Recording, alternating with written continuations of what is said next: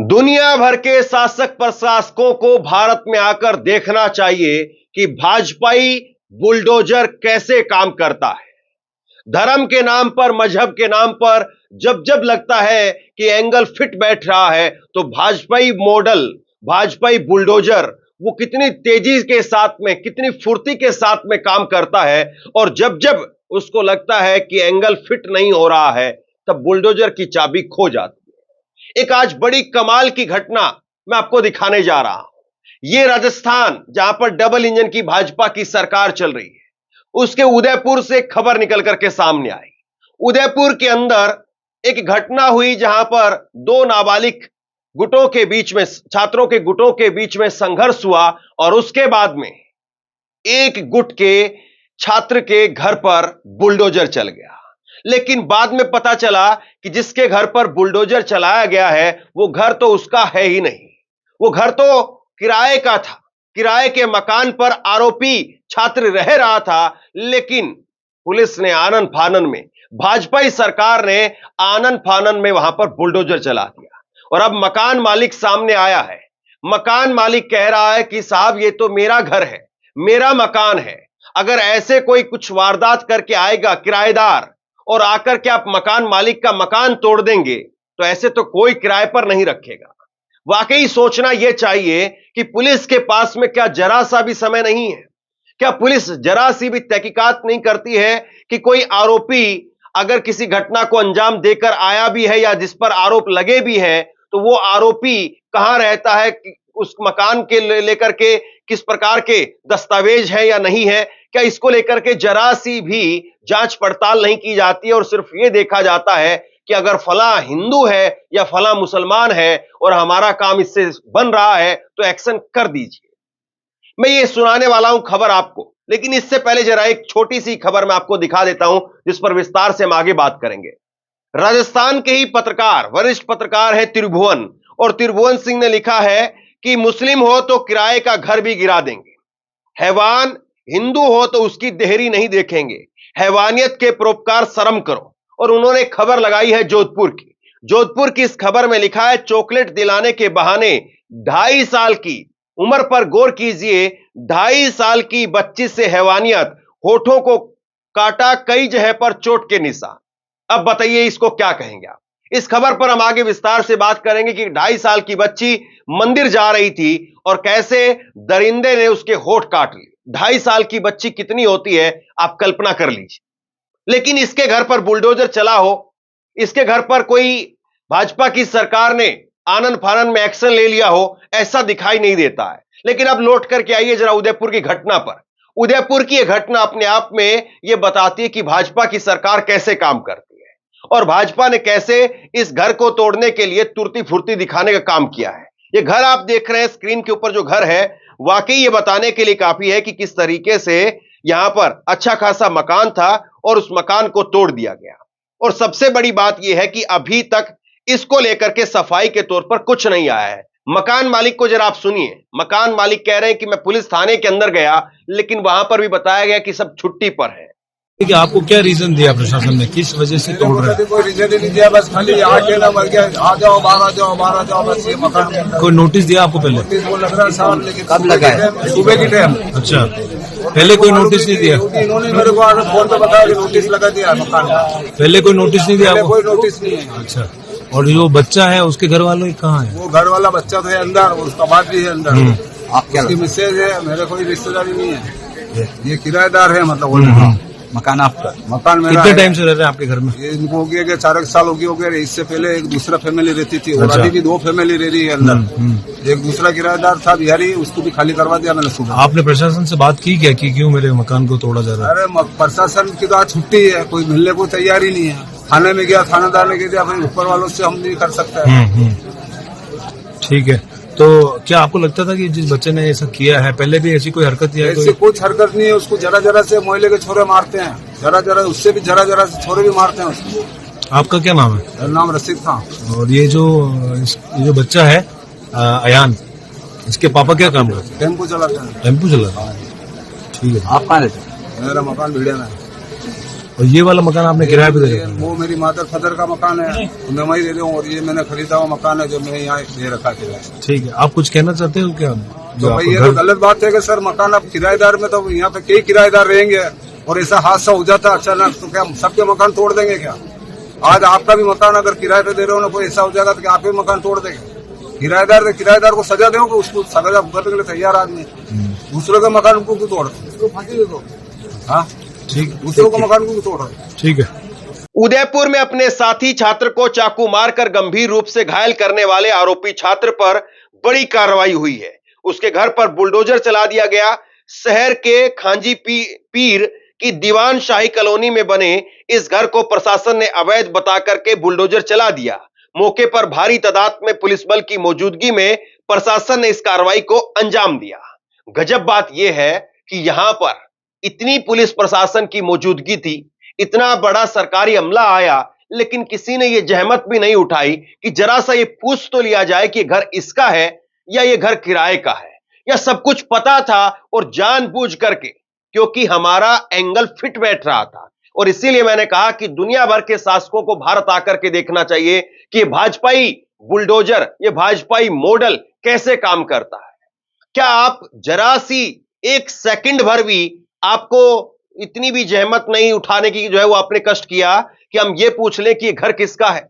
कोई भी व्यक्ति, वहां के आसपास में रहने वाला कोई भी व्यक्ति इस बात की आराम से तकसीद कर सकता है कि घर किसका है। और जब घर तोड़ा जाता है, बुलडोजर आता है, तो जाहिर सी बात है आसपास के लोग इकट्ठा हो जाते हैं। लेकिन यहां पर फिर भी जबरन बुलडोजर चला दिया गया। अब जबरन शब्द मैं इसलिए इस्तेमाल कर रहा हूं क्योंकि पुलिस ने या तो जानबूझ करके पता होते हुए, भाजपा की सरकार ने जानबूझ करके पता होते हुए इस घर को तुड़वा दिया, या फिर हो सकता है कि पुलिस अनजान रही इस हकीकत से कि यह घर उसका नहीं है। अब पुलिस इस मामले के अंदर अपना रुख साफ करे कि पुलिस ने आखिरकार ऐसा क्यों किया। लेकिन सोशल मीडिया पर इस घर को लेकर, तोड़े जाने को लेकर के भाजपा की खूब भद पिटी हुई है। भाजपा ने अपने लेवल पर उदयपुर की इस घटना को रोकने के लिए इंटरनेट को बंद किया। 16 अगस्त से इंटरनेट राजस्थान के अंदर बंद था, बाद में आंशिक तौर पर उसको खोला गया। लेकिन सवाल यह है कि एक मामूली सी घटना को लेकर के इतना बड़ा समाज के अंदर क्यों आतंक जो है वो फैलाया जा रहा है। सवाल यह है कि जहां पर एकदम खूंखार अपराध होते हैं, वहां पर पुलिस की या भाजपा सरकार की चुप्पी क्यों देखने को मिलती है। आज तक से जुड़े सतीश शर्मा की रिपोर्ट के मुताबिक मकान को बुलडोजर से ध्वस्त करवाने से पहले नगर निगम के अधिकारियों ने उसका बिजली कनेक्शन काट दिया। उसके बाद मकान को खाली करवाया गया। जब यह सुनिश्चित कर लिया गया कि मकान के अंदर कोई नहीं है, तब 2 जेसीबी से मकान को तोड़ने की कार्रवाई शुरू की गई। अधिकारियों का दावा है कि मकान के जिस हिस्से को तोड़ा गया है वो अवैध था, यानी पुलिस ने पूरा समय लिया है। ऐसा नहीं है कि पुलिस गई और धाए जाकर के घर को तोड़ करके वापस आ गई। पहले बिजली का कनेक्शन काटा गया, और जाहिर सी बात है जब बिजली का कनेक्शन काटा जाता है तभी उसमें नाम देख लिया जाता है कि बिजली का कनेक्शन किसके नाम पर है, ये घर किसके नाम पर है, और आपके एफआईआर में जिसका नाम है या आपकी रिपोर्ट में जिसका नाम है वो नाम किसका है, और क्या इन नामों के बीच में कोई कनेक्शन है भी या नहीं। और आप बताइए, अगर ऐसा होने लगे कि किराएदार कुछ अगर वारदात करके आता है या किराएदार के ऊपर कुछ आरोप लगते हैं तो मकान मालिक का घर तोड़ दिया जाएगा। अगर ये कानून भारत के अंदर सब अपनाने लगे, हालांकि है नहीं ऐसा, लेकिन अगर सारे राज्यों की पुलिस, सारे जिलों की पुलिस अगर यही कानून पर चलने लग जाए तो मुझे लगता है कि देश में बहुत बड़ी आबादी एक रात में सड़क पर आ जाएगी। रिपोर्ट के मुताबिक शनिवार 17 अगस्त की सुबह ही नगर निगम और वन विभाग ने अवैध निर्माण को लेकर के घर पर नोटिस चिपकाया था। इसमें परिवार को घर खाली कराने के लिए 3 दिन का टाइम दिया गया था। हालांकि शनिवार को ही घर खाली करवा करके तुड़वा दिया गया। यह भी पता लगा है कि नगर निगम की टीम ने जिस मकान को तोड़ा है वो आरोपी छात्र के पिता का नहीं था, वो इस घर में किराए पर रह रहे थे। तो मामला ये है। लेकिन वो मामला क्या है जिसको लेकर के इस छात्र को आरोपी बनाया गया, उसको भी जरा समझिए। घटना उदयपुर के भिटियानी चोहटा के राजकीय उच्च माध्यमिक विद्यालय की है। लंच ब्रेक के बाद 10वीं क्लास में पढ़ने वाले 2 छात्रों के बीच में किसी बात को लेकर के बहस हो गई।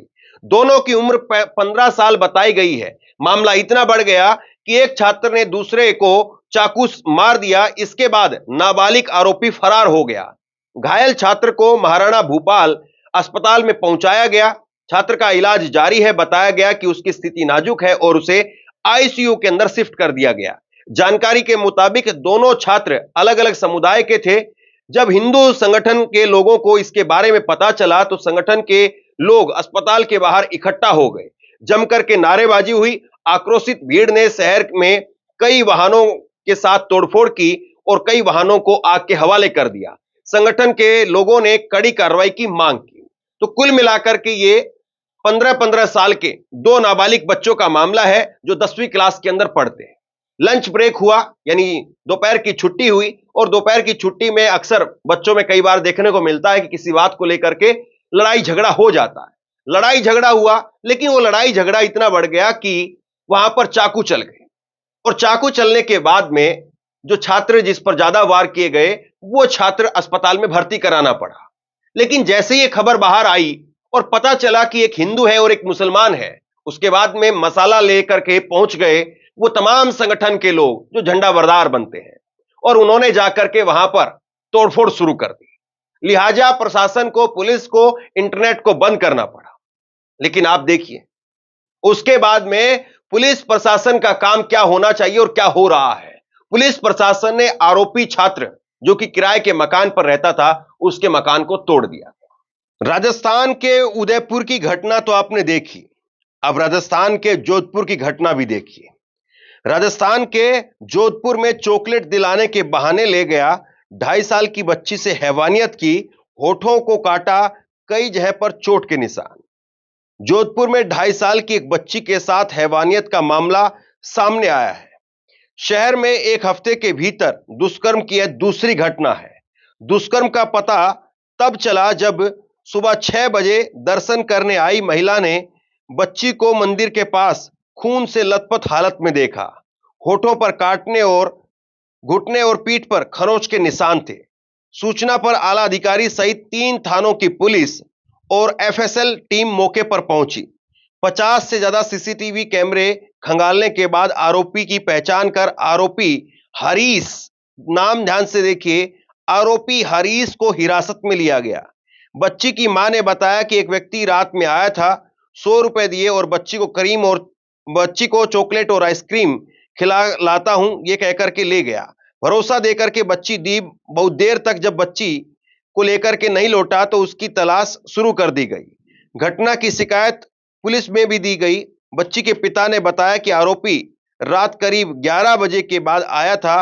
मां मंदिर के पास बैठकर भीख मांग रही थी। अब आप क्या कहेंगे? क्या वाकई ये अद्भुत नहीं है? और क्या वाकई दुनिया भर के तमाम अलग अलग संगठन के लोगों को, तमाम अलग अलग शासक प्रशासकों को भारत में आकर के भाजपा इस मॉडल को नहीं देखना चाहिए? और सोचिए जरा, ये खबर जब विदेश तक जाएगी, क्योंकि आजकल यहां पर एक खबर बोली जाती है तो वो खबर अमेरिका, इंग्लैंड, जर्मनी, जापान, हर जगह सुनी जाती है। क्या सोचते होंगे वहां के लोग? कितना हंसते होंगे हम पर? जरा सोचिए, भारत की छवि के बारे में जरा सोचिए। लेकिन ऐसे अधिकारी, ऐसे लोग, ऐसे नेता, उनको जरा भी परवाह नहीं। मैंने अपने ऑफिस में ही जैसे ये खबर बताई तो मेरे साथी हंसने लगे। उन्होंने कहा कि ऐसा कैसे हो गया? तो सोचिए, आम जनता की और विदेश में जो भारत की छवि को लेकर के चिंतित रहते हैं वो लोग भी सोचें कि भारत की क्या छवि आप पेश कर रहे हैं। इस खबर को लेकर आप क्या सोचते हैं? नीचे कमेंट बॉक्स में लिख करके जरूर बताइए। इस वीडियो को शेयर कीजिए, लोगों तक पहुंचाइए, और इसी तरह की तमाम खबरों के लिए ऑनलाइन न्यूज इंडिया को सब्सक्राइब कीजिए। आपका बहुत बहुत धन्यवाद।